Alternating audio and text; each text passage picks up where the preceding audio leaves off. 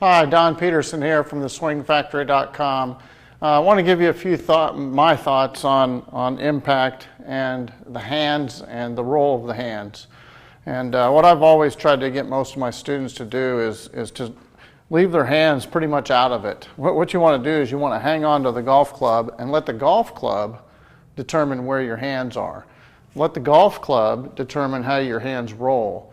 Let the golf club determine how the club releases.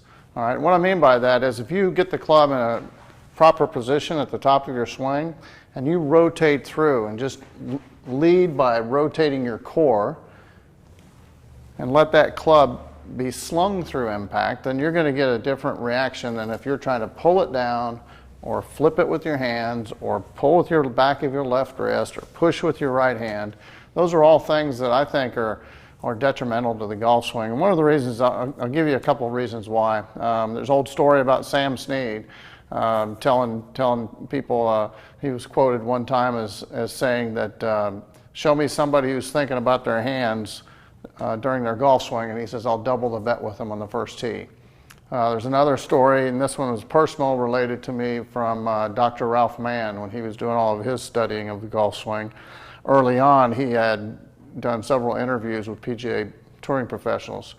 And one year down at the golf show, he shared with me that throughout the first 60 or 75 interviews that he asked every one of the golf professionals from the PGA Tour what they felt during the backswing, what they thought about during the backswing, what they thought about when they took the club away, what they thought about at the top of the swing, what they thought about starting down, what they thought about impact, what they thought about follow through.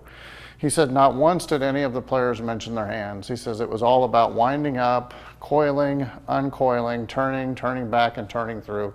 So it was all about, and again, another study was done up in metropolitan New York. A bunch of golf professionals got together, teachers, and they asked players when they were playing well, what did you think about?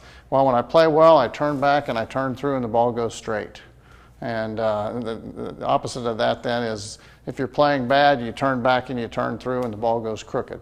So what do? You practice until you can turn back and turn through and the ball goes straight. And that's generally what you see. The great players learn to do something during their backswing that when they turn through, the ball goes where they want it to go. So with that said, what I think most of you need to learn to do is get the club in a position back here at the top of the swing so that when you turn through, the club releases centrifugally, therefore it will come through and roll, or people can call it a stable release, they can call it whatever you want to call it, but if the club is releasing naturally and you can come back to a square position or a position that produces a similar shot, a little fade every time or a little draw every time or a straight ball every time, then that's what you want to do. Put the club in a position, turn through, let the club release centrifugally, and watch the ball go straight down the middle. Try this the next time you go out, and I think you'll have a lot more success than trying to manipulate the club through impact, as you see some teachers and some players trying to do.